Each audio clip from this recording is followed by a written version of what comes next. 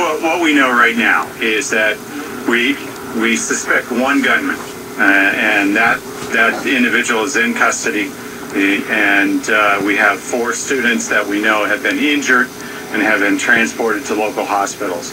So what we want to do is interview as many folks as we can right now and work together and find out exactly what happened this morning at the school. Can you tell us in terms of how this all unfolded? Yeah, we're not going to get into too many details because we're still trying to figure out all that happened at the school. So we do know that there was one shooter at this point in time.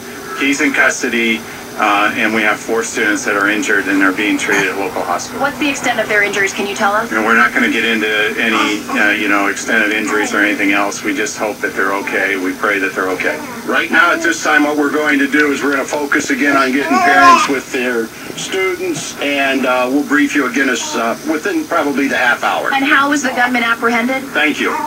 Scott, can you answer that about how the gunman? No, we can't. Right now, we're just trying to put everything together.